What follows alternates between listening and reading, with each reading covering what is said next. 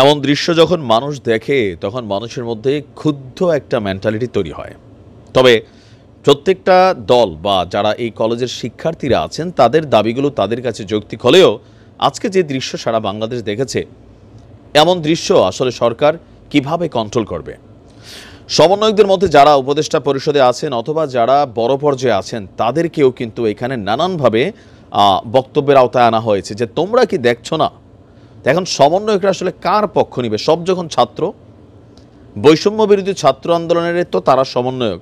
এখন যার পক্ষে তাদের বক্তব্য আসবে তাদের কাছে ভালো লাগবে, আর যাদের পক্ষে আসবে না তারাই মুহূর্তে বলে ওঠে 1 2 3 4 সব সালারা বাটপার, আর্মি হবে ঠিকাদার, নানান স্লোগানে সমন্বয়করা কিন্তু এই মুহূর্তে একটু টেনশনে আছেন। কারণ ছোট্ট একটা ঘটনা বড় আকার ধারণ করেছে। আজকে প্রথমবারের মতন এই অন্তর্বর্তী সরকার রাষ্ট্র ক্ষমতায় আসার পর 37টা কলেজ একত্রিত হয়ে সারা ঢাকা শহরকে কাঁপাই দিছে।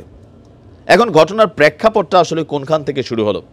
শিক্ষার্থীরা বলছে পুরান ঢাকার ন্যাশনাল মেডিকেল কলেজ হাসপাতালে ডিএমআরসি কলেজের এক শিক্ষার্থীর মৃত্যুকে কেন্দ্র করে এই হাসপাতালের সামনে বুধবার থেকে বিক্ষোভ করছিল ডিএমআরসির কলেজের শিক্ষার্থীরা। কিন্তু কবি নজরুল এবং সোহরাওয়ার্দী কলেজের শিক্ষার্থীদের একটি অংশ বিক্ষোভরতদের উপর হামলা করে।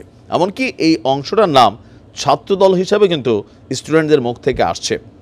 এই হামলার প্রতিবাদে আজ দুপুরে DMRC college, Dhaka college, city college, Notre Dame college সহ ঢাকার বেশ কিছু শিক্ষা প্রতিষ্ঠানের শিক্ষার্থীরা সম্মিলিতভাবে কবি নজরুল এবং সোহরাওয়ার্দী কলেজে হামলা করে। তো তোমরা কি এই প্রফেশন বাইসা নিছো? মানে এরকম যদি চলে তাহলে এগুলা মানে কোন দিকে যাবে?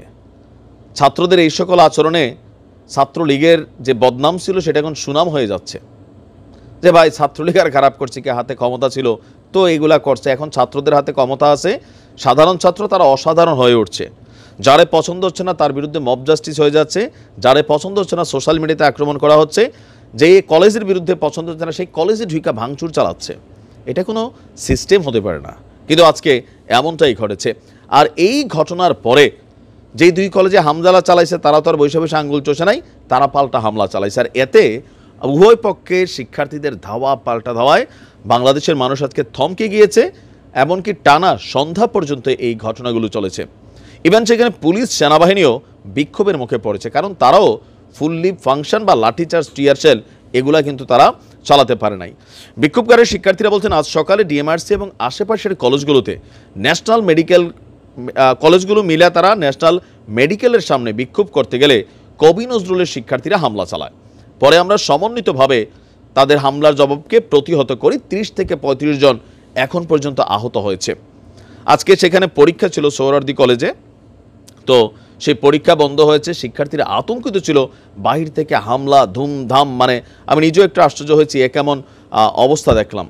এবং সিসিটিভিতে দেখা গেছে যে গেট ভেঙে ঢুকেছে, ইচ্ছা মতো ভাঙচুর করেছে, গাড়ি ভাঙচুর করেছে, গ্যাস লাইন ছেড়ে দিয়েছে।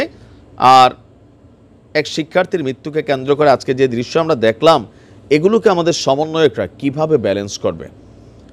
এখানে আপনার 35টি কলেজের শিক্ষার্থীদের ধাওয়া পাল্টা দেওয়ার ঘটনা ঘটেছে। আর যাত্রাবাড়ির ডক্টর মাহবুবুর রহমান মোল্লা কলেজের শিক্ষার্থীরা প্রথমে সোহরাওয়ার্দী কলেজে হামলা চালিয়েছে বলেই গণমাধ্যমে এখানে অভিযোগ উঠে এসেছে। আর এখানে অ্যাম্বুলেন্স, প্রাইভেট কার সহ যানবাহন ভাঙচুর, কলেজের গুরুত্বপূর্ণ মালামাল লুট করা হয়েছে এই মানে ঘটনাগুলোর মধ্যে। তো এই আন্দোলনে আজকে সারা বাংলাদেশের মানুষ স্তম্ভিত, ঢাকা শহরের মানুষ বিরক্ত। কথায় কথায় আন্দোলন, কথায় কথায় রাজপথে নামা। ভাই দেশে আইন আছে, অন্তর্বর্তী সরকার আছে নিরপেক্ষ, ছাত্রদের পক্ষেরই সরকার। তো সরকারকে তো কাজ করতে দিতে হবে, প্রশাসনকে কাজ করতে দিতে হবে। এখন প্রশাসনরা মানি না, আমরা নিজেরাই যদি যে মব জাস্টিস করতে চলে যাই, তো মেডিকেল কলেজগুলো যদি বলে যে কালকে থেকে চিকিৎসা বন্ধ, তো তোমার বাবা, দাদা, নানি বা সাধারণ মানুষ একটা অসুস্থ হলে কই যাবে বলেন? বিকল্প কি আমাদের হাতে? এগুলোর একটা সুষ্ঠু সমাধান দরকার।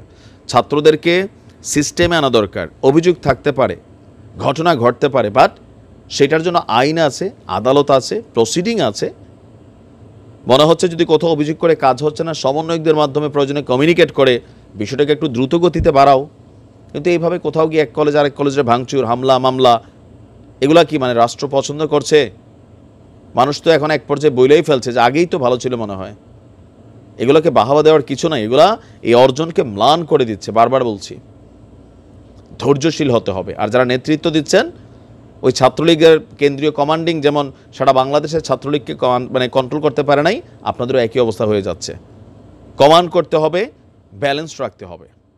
ভালো থাকুন।